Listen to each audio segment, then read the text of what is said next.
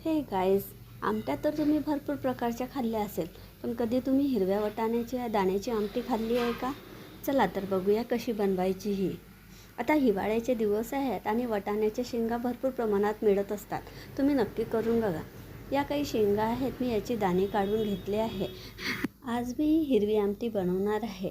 त्याकरता आपल्याला 2 मोठे टमाटर, सांबार, थोडी हिरवी मिरची आणि लसणाच्या कळ्या अशा प्रकारे आपल्याला साहित्य लागणार आहे. सर्वप्रथम आपल्याला टमाटर बारीक कापून घ्यायचे आहे. वाटाण्याचे दाणे निवडून स्वच्छ धुवून घ्यायचे आहे. एका कढईमध्ये थोडे भाजून घ्यायचे आहे. यामध्ये तेल टाकायचे नाही, हे असेच भाजायचे आहे. त्यानंतर त्याच कढईत थोडे तेल टाकून आपल्याला लसणाच्या 5-6 कळ्या, 4-5 मिरची आपल्याला गोल्डन ब्राऊन होतपर्यंत तळून घ्यायचे आहे. आता हे वेगळे काढून यामध्ये कापलेले 2 टमाटर आपल्याला परत थोडेसे शिजवून घ्यायचे आहे. आता हे संपूर्ण साहित्य आपले शिजल्यानंतर आपल्याला हे मिक्सरमध्ये बारीक करून घ्यायचे आहे. त्यामध्ये सांबार, हिरवी मिरची, लसूण कळ्या बारीक करून घ्यायचे आहे. आता त्याच मिक्सरच्या पॉटमध्ये आपल्याला जे दाणे आपण भाजले होते ते टाकून दरदर ते बारीक करून घ्यायचे आहे.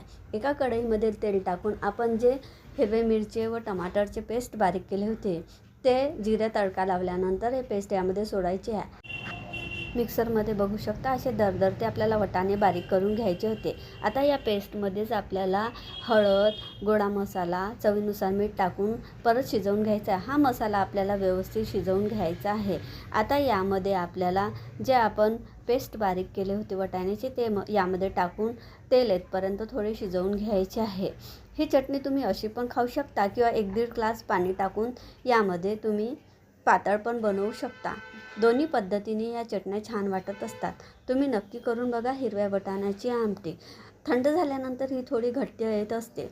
आता यामध्ये उकळत्या याच्यामध्ये मी थोडा हिरवा सांबार टाकून घेतला आहे. अशा प्रकारे आपली आमटी तयार झालेली आहे. तुम्ही नक्की करून बघा हिरव्या वाटाण्याची आमटी, तुम्हाला नक्की आवडेल.